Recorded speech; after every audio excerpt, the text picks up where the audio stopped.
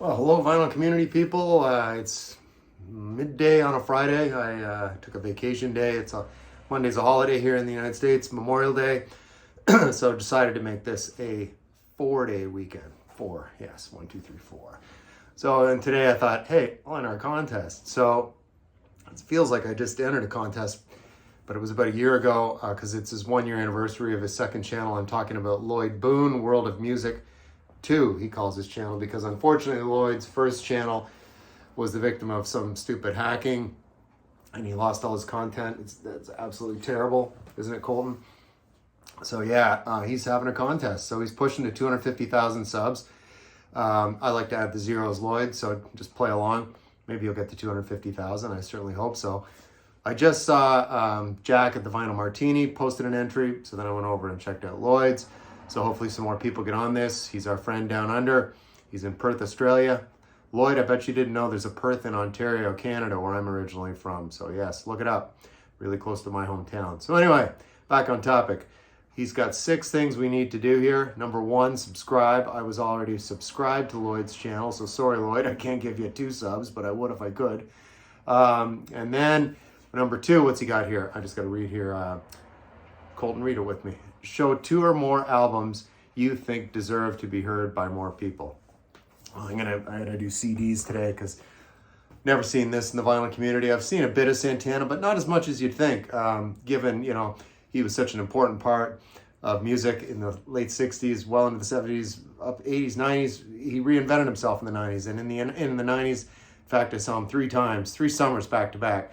All at the same, 2 up at Canada's Wonderland, home of Embryonic Brian. You would know that place, Paramount Canada's Wonderland. Kingswood Music Theatre, I saw him twice up there.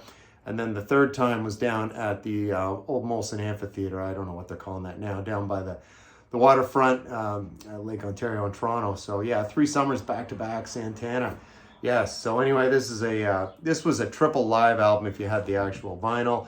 And it's a double CD set recorded live in Osaka, Japan in 1973 right there. And you can see there's the whole band. Sorry, the sun's reflecting in here. Lotus. Right here. Really far out stuff. Really borders a little too much sometimes on a little free fusion stuff. But I don't know, if you got your head into it, if you're head in the right mindset rather, you know what I mean? A little 420 and then throw this on.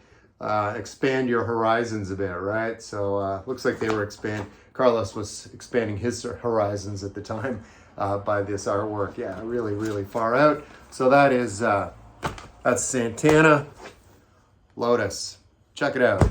Another one you don't see much about, you never see in the vinyl community rather, Love, Devotion, Surrender. This was a collaboration he did, of course, with jazz guitarist John McLaughlin. And on this, they do a brilliant cover of John Coltrane, A Love Supreme right here. So here's Love Supreme. Yes, so this was a gift sent to me by Steve at All the World's a Stage. Gary at Physical Format. I think he was a little bummed because he was hoping to get that, but sorry, Gary. Maybe I'll send you some jazz VCLT. Stay tuned by the mailbox for that. Love Supreme, Love, Devotion, Surrender. Santana. Yeah. All right. Ooh, drumstick flying out there. All right. Where are we at? Yeah, here's some more. So another artist here you never see. It's Nancy Wilson. I probably have 9 or 10 of her albums. Really big all through the 60s into the 70s. There she is. She was on the Capitol label. Really brilliant jazz vocalist. Really excellent. Really beautiful woman too. Certainly easy on the eyes. A lot of great jazz, just jazz standards. Nothing really crazy here. If you like Frank Sinatra, you'll like Nancy Wilson, right? So teach me tonight what a moonlight can do. I'm going to laugh you out of my life, right? Fun stuff from Nancy Wilson. So yeah, that's show 2 or more albums you think deserve to be heard by more people, right? And that's you people out there in the vinyl community. Check those out. All right, so then I thought this was interesting what he did here, Lloyd. Some personal questions to kind of get to know the people out there in the vinyl community that are entering his contest, right? So in my videos, rather than always just showing albums, which is cool, I try to also inject some personal anecdotes about my life, maybe my family, maybe a friend, those sorts of things. So Lloyd's got here the 3rd prompt. Oh, Colton doesn't like that jazz. that John Coltrane album, Gary. You just knocked it over. Yeah, so the question here is, what do you do for a living? So this is one that when I started watching videos, I remember during COVID, you were bored. That's when I started my channel. 2021, I started my channel. And I often wonder, what are these guys, there's a few gals, what do for a day job, right? Well, most of us have a day job, unless you're retired, which is my end goal, like the rest of us, but not for a little bit. So what do I do for a living? Anybody want to take a guess? Well, I share the same profession as one David Atkinson. If you know David Atkinson, Life Matters channel. Yes, procurement is my game. So when I came out of university, I really didn't know what I wanted to do at first. So I wrote a senior essay on the North American Free Trade Agreement, so otherwise known as NAFTA. It's since been rehashed a few years ago, reworked, whatever you want to call it. However, I wrote this paper, and then that led to a job I got. My first job was in logistics, so I worked for Canada Steamship Line in Toronto. Their headquarters was in Montreal, but I worked in an office in downtown Toronto. So you're dealing with container lines, shipments, inbound, outbound freight, tariffs and exports, all that stuff. Very dry, and it sounds dry, but it was actually kind of exciting. I just didn't really like living in Toronto. It was very big, and I didn't have a car. I was on the subway, and so then a couple of years into that, a friend of mine back in my hometown in Eastern Ontario was working at a company called Nortel Networks. They were a huge telecom company at the time. They're penny stock now. There's not much left of it. But when they were booming, they were booming. Stocks were splitting right and left, and they were growing.